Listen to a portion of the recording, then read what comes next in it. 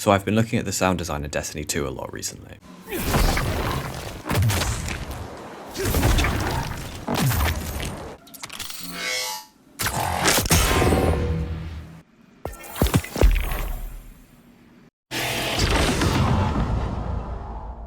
And I noticed that for a lot of their more abstract sounds, like abilities and supers, they use this really specific palette of material that's really interesting. It's kind of like organic, especially in its dynamic structure, but it has this tactile, close, sometimes kind of wet character that's very unique that I wanted to see if I could replicate and experiment with for my own redesigns, because it really has that kind of AAA, high fidelity quality that I think would really help my sound if I was able to pin it down. To me, I think some of it almost sounds like ripping, like a kind of really aggressive ripping sound, which gives it a lot of kind of danger and adds, I think, a lot to the kind of power fantasy of Destiny, especially in the fact that with some of those kind of abilities, you're tearing apart reality and affecting the world around you really dramatically. And that's what I'll be showing you in this video.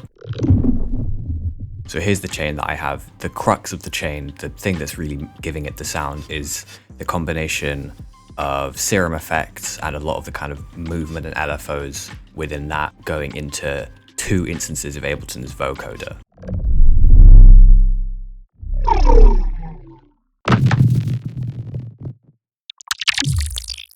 Other than that, it's mainly just a lot of compression and distortion to shape the frequency range and dynamic movement, because I don't love how Ableton's vocoder affects the sound other than the kind of nice wet artifacts it gives. It tends to expand the sound quite dramatically, which for this I didn't really want. And then for source material, I'm also using a combination of either Serum's inbuilt oscillators or field recordings or bounced out other synth material that I've made previously, just throwing anything at it really and just seeing the kind of results that I get. So if you just look at the processing for now, it's this combination of 2 vocoders set to the modulator setting, and it's something that I've been kind of trying to mess around with for a while because I knew it could give you a kind of wet, interesting sound, but this is the first time I've been able to get the exact sound that I really wanted out of it, which is why I wanted to make this video finally.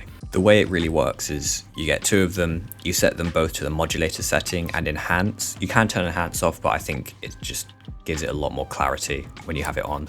And then set the bands to the maximum, which is 40, and also the range to maximum. So you just get a sound that doesn't feel very retro in a way that I think the vocoder wants it to be. It's a lot more full frequency range and fat. And then a lot of the kind of change in modulation you get is from messing around with the depth and formant, and also the release. I found if you turn the release all the way down as well as the attack, it gives it that more wet sound, whereas with the attack and release up, it's a bit less dynamic and interesting. It's a bit more just almost like a pad almost, which isn't what I'm going for with this particular sound.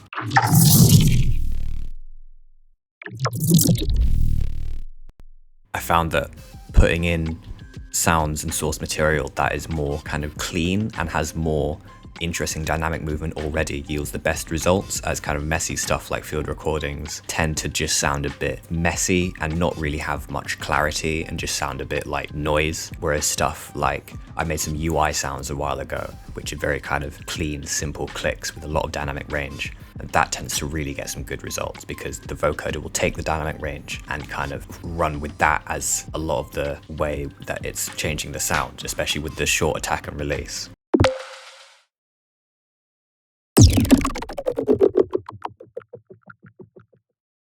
So here's some examples of just that process with just a little bit of OTT at the end to even out the frequencies, because the vocoders do want to take off the highs. So I'm just taking the highs up a little bit and then evening out the frequency range a little bit with an OTT on 27% here.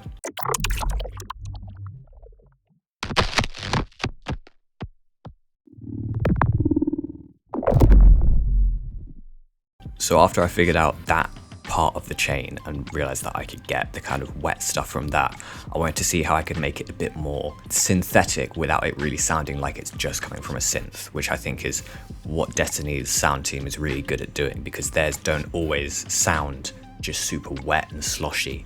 They have this really kind of nice, almost distorted, more kind of weighty quality to them, because a lot of the wet stuff you get tends not to be very present in the lows, or at least not very clean. It can just be a little bit washy down there, which I don't really like. So I just experimented with running Serum through it with a lot of modulation on kind of the wavetables and the different effects and oscillations and filters which really I think yields some nice results, because a lot of these kind of more weird abstract effects chains run off of movement and modulation, really. Instead of, say, having this sample and hold filter just on, because the sample and hold filter especially gives it this really nice kind of high-end clicky quality. If you don't put it up to full, it only really does that if the vocoder can see it moving. If you just have it on like max or kind of 80% the whole time, it doesn't have that same quality. It's just the movement that gives it that. So you see I have all these different LFOs here, which are all set to envelopes. So if I just press play, because it's on SerumFX rather than actual original Serum,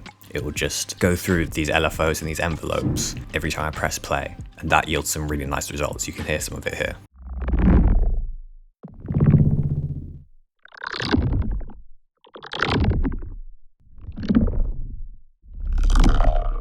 You can see the pitch of the synth, the kind of octave that I'm playing it in, really has an effect on the final sound. It can be interesting to layer kind of a really low, like -3 octave sub with a kind of more crackly, distorted wavetable that's like 1 or 2 octaves up, so that you get a kind of tonal element that you can bring in just subtly, whereas the main body of the sound is this really low, clean, like pulse or square wave that's really driving a lot of the low end and giving it that movement. And again, I think the sample and hold filter is really adding a lot to the sound, especially when you just bring it in at like the apex of the movement, the kind of swell that I'm making here. It really makes it sound less organic. And also when you bring in SerumFX's delay set on a really fast rate, like 15 to 40 milliseconds thereabout, when you unlink it from BPM and also make the channels have the same timing, it can give it a kind of, again, a little tonal quality that's very subtle, but really I think shines through in the subconscious effect of the sound, because I think adding kind of tones and resonances to sounds really does that.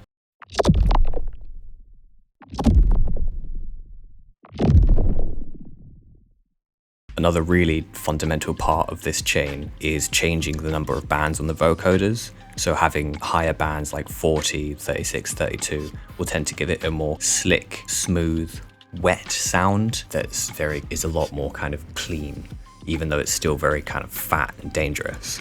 Whereas taking the number of bands down, and it's always interesting to experiment with taking the number of bands down on one and not the other, or both of them, changing the order down to like 8 or 4, makes it a lot more, I suppose, kind of clicky and noisy. It's a lot more based on little individual transients rather than a whole sound, which can be good for when you're making things like explosions or impacts rather than little swells.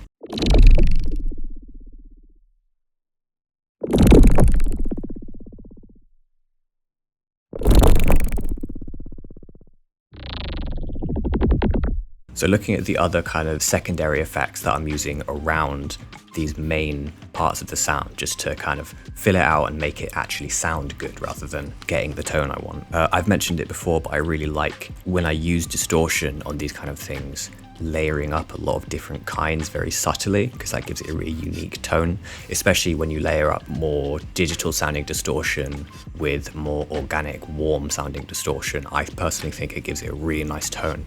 So for example, SerumFX's tape saturation is nice. I have the drive fairly high and the mix at 100%, but it's quite a subtle distortion even at 100% mix here. And then immediately after Serum, it's going into Isotope's Trash on this bad breakup setting, which is really, if I have it mixed at 100%, it's really harsh and gives it loads of high-end information. So I just have it down at a very low drive and mix to just basically give it a little boost to the highs as it goes into the vocoders, so that it retains more of them when it comes out the other side. Then at the end, having this little radiator, again fairly subtle, I just really love, because it gives it always a slight muddiness in the lows that makes it a bit more believable and natural. Again, I'm trying to make it not sound like it's coming out of a synth. I'm trying to make it sound like a real organic sound that's just really weird and kind of science fiction-y. Then onto the kind of compression. SerumFX's multiband compressor is great. I'm just using that to bring out a lot of the highs as well, especially after the delay.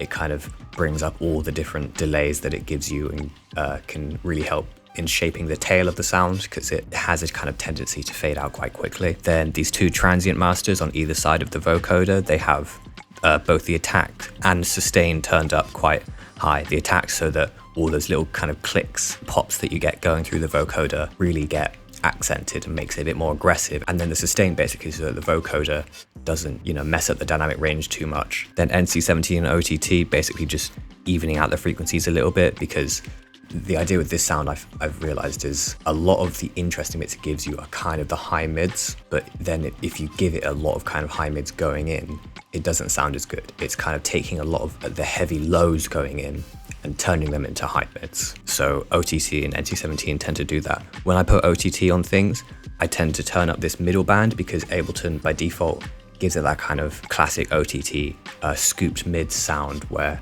the mid band is 5 dB lower than the other ones. I like to bring them up a bit more uniformly so that it's more just heavy compression rather than super kind of almost digital sounding scooped mids. But it really depends on the application that you're using it for.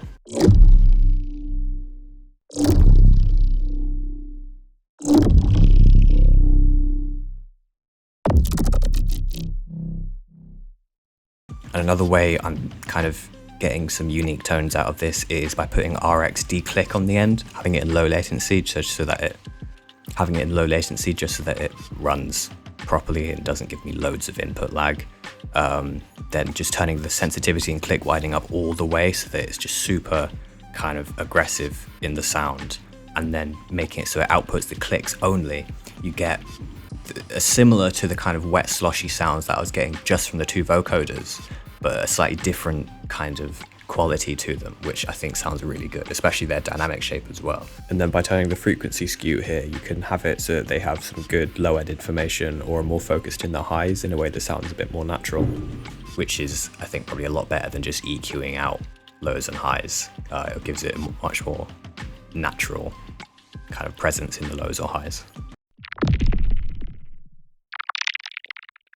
Some other interesting ways to kind of get different sounds out of this effects rack would be using tremolo and automating the rate and even like the wet dry on that, which can be really interesting when you combine it with the kind of low oscillators that are already giving it a bit of a tremolo effect in the tail. It can pair quite nicely with them if they're either matching or doing something a bit different. Swapping out all of the extra effects like the compressors and distortions for different ones that do the same thing. So all of your compressors, swap them out for other compressors and that kind of thing, which can really change your tone quite dramatically, but the core of your sound will still be the same. Changing around the order of every effect, not having the vocoders next to each other, just having them at random places or even at the start can just sound interesting, and you record all the different ways that you've changed it. Convolution is always a really interesting way to just change a sound. I know Trash has an inbuilt convolution engine that I could put before the vocoders, but then you could put it after. You could take the finished sound and convolve something against it, which could be quite interesting. And then resampling the final sound that you get from this rack and then putting it back through the rack, probably with quite different settings because it might get really noisy, but that can be a really unique way to get tones and sounds. Especially if you repitch it before you put it back in, so all the cadences are slightly off and kind of complementing each other. And one thing I've tried is starting the playhead, so all the envelopes in SerumFX start before it's actually hitting the field recording that I want it to go through, before it actually gets to the field recording or audio sample that I want to put through it. So the Serum oscillators will kind of have a bit of pre-life where they're not being kind of distorted and compressed with this other thing, and they're very clean. And that will kind of naturally build into this more kind of noisy impact with your kind of field recording or other sound that can sound quite good and kind of works well for things like explosions. When I'm playing around with these big long effects chains, and I'm just kind of putting anything into them, changing all the parameters, automating stuff, I tend to just have another audio track right underneath it in Ableton set to resample mode, and every time I change a parameter or change the source material or basically do anything, I will just sample it so that I get 10 minutes or something of audio of just me playing around with this effects chain. And they're all sounds that are quite similar, which kind of change over time, and then just bounce them all out at the end of the session as one big long audio file that I can then just drag into another session when I want to use those sounds. And then it gives me this kind of palette of these similar sounds I can use when doing other kind of redesigns and sound design work. And just scrubbing through that audio file is a lot simpler and quicker than than, you know, bouncing out every individual sound that I make, because a lot of them are fairly similar. So in terms of the application of these sounds, here's a look at a scene I've been redesigning using the wet sounds from kind of more at the start of the chain to make Raiden's kind of lightning magic here. You'll be able to see the finished result of this redesign when I finish it, probably in the next few weeks.